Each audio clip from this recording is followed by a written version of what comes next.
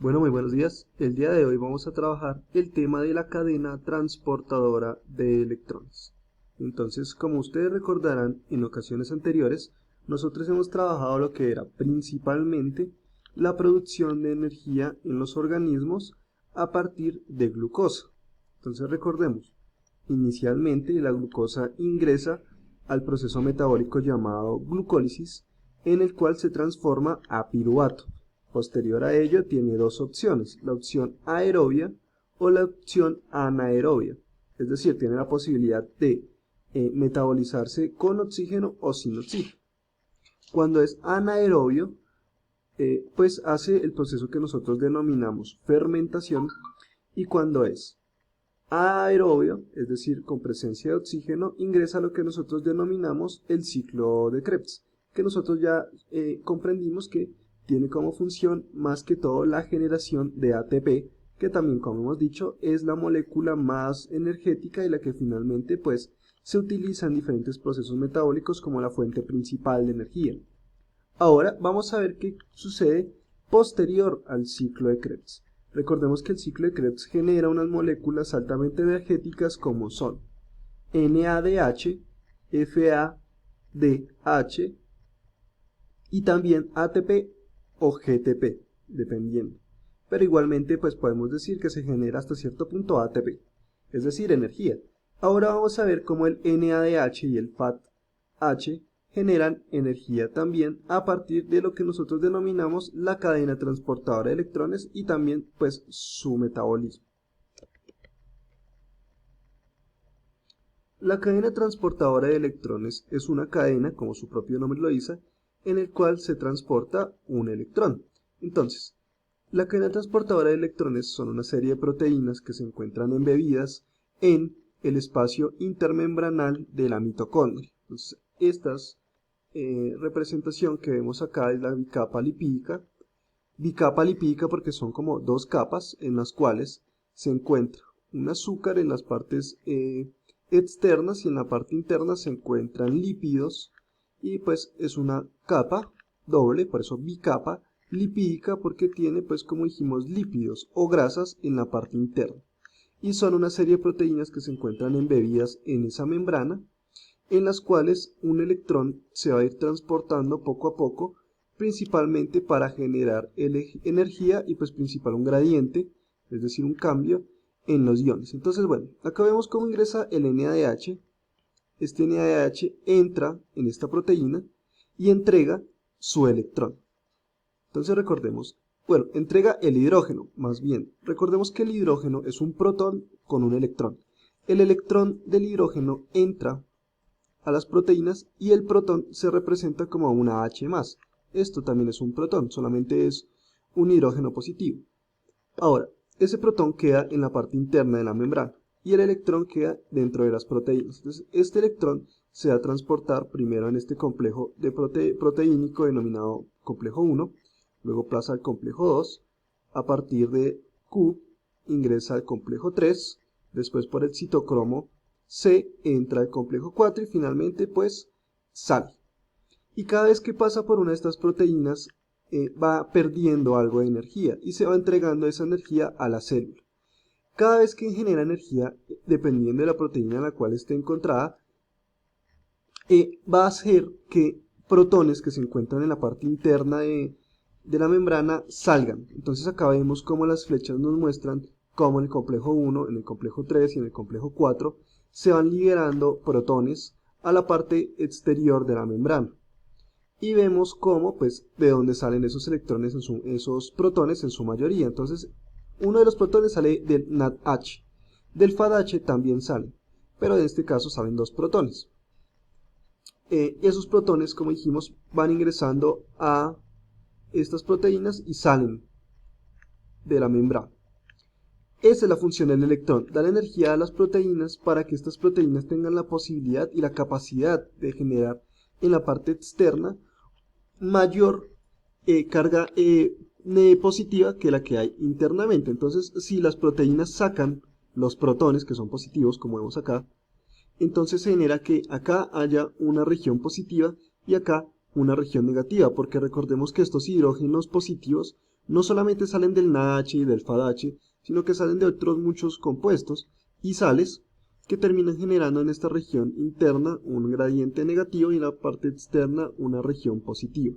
Y esto pues, como nosotros sabemos, si hay una parte negativa y una parte positiva, pues genera una corriente eléctrica o una corriente de ciertas partículas que generan finalmente energía. Ahora, este electrón cuando ya pasa por todas las proteínas sale e interactúa con oxígeno molecular, que es el mismo oxígeno que nosotros respiramos, y otros protones. Entonces acá vemos entonces cómo el oxígeno se mezcla con esos protones o hidrógeno, y pues estos protones están, como vemos, positivos. Entonces esos dos electrones ingresan al hidrógeno y ya se convierten pues en hidrógeno común y corriente y se transforman finalmente en agua. Este oxígeno molecular, que es el que nosotros respiramos, que es el que ingresamos por pues nuestro sistema respiratorio, es únicamente para, obviamente, organismos aerobios, es decir, que ingresan oxígeno a su organismo. Hay otros organismos que pueden ser anaerobios, en el cual esta molécula cambia por otra. Evidentemente, pues dependiendo de la respiración de ese organismo, esta molécula acá cambia. Pero se denomina el aceptor final de electrones, ya que este electrón, como si nos damos cuenta acá, no se utilizó como energía propiamente dicha, sino se utilizó para darle energía a ciertas proteínas para ahora sí, a partir de un gradiente en el cual se trabajan son los protones, es decir, los hidrógenos positivos. Estos hidrógenos positivos son los que finalmente realmente van a dar la energía, no el electrón solamente le dio energía, fue a las proteínas para que hagan este cambio de protones a un lado y al otro lado pues una carga más negativa.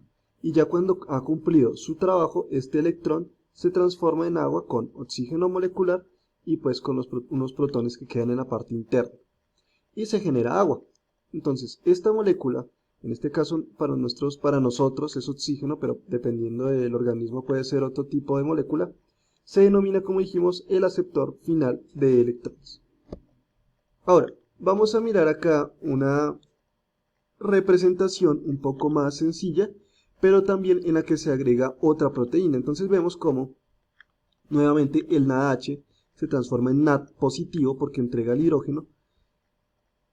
El hidrógeno también se transforma en positivo y por lo tanto el electrón, que recordemos es negativo, empieza a dar vueltas, a andar por las diferentes proteínas hasta que finalmente sale y se transforma en agua con oxígeno molecular y dos protones, y se genera pues un gradiente de protones hacia afuera de la mitocondria. Entonces acá vemos todas estas esferas son representadas o representaciones de protones, y luego cuando hay la suficiente concentración de protones en esta región, los protones vuelven a ingresar, pero ingresan para darle vueltas para que esta proteína que encontramos acá pueda generar ATP a partir de una enzima denominada ATP sintasa, es decir, creadora de ATP.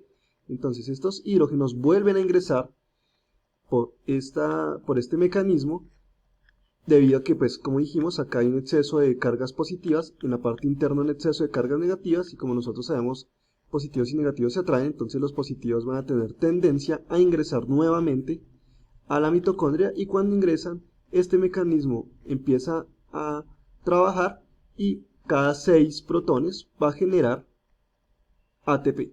Cada vez va a generar más ATP, más ATP. Y esa generación de ATP pues es finalmente lo que nos da realmente energía.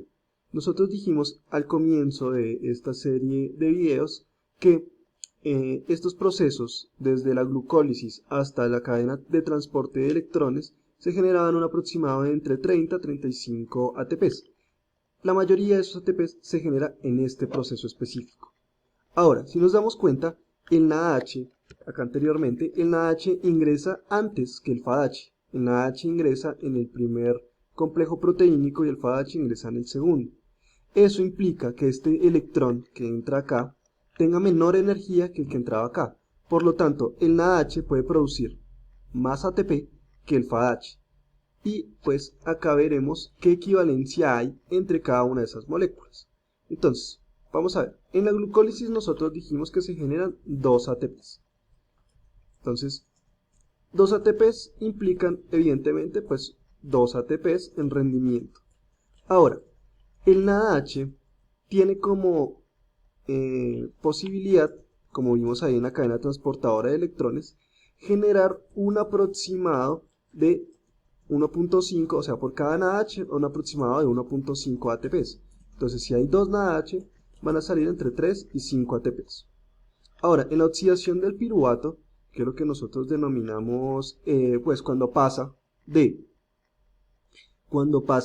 NaH, cuando pasa de piruvato a acetil-CoA, recordemos que el que ingresa a el ciclo del ácido cítrico o al ciclo de Krebs es el acetil-coenzima A. Entonces, en la transformación de piruvato a coenzima A se generan dos NaH, que estos dos NaH tienen un aproximado de 5 ATPs. Es decir, un rendimiento neto, o puede considerarse que su energía es aproximadamente la de 5 ATPs.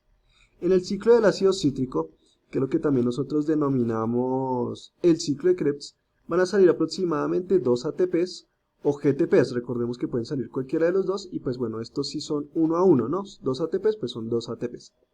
Salen también 6 NaHs, porque recordemos que pues normalmente nosotros decimos que salen 3, pero recordemos que esos 3 no solamente son de un piruvato, sino de 2, porque en la glucólisis salen 2 piruvatos. Entonces van a ser 6 NaH. Nuevamente, aproximadamente un NaH son aproximadamente 1.5 ATPs, entonces van a salir el doble, es decir, 15 ATPs.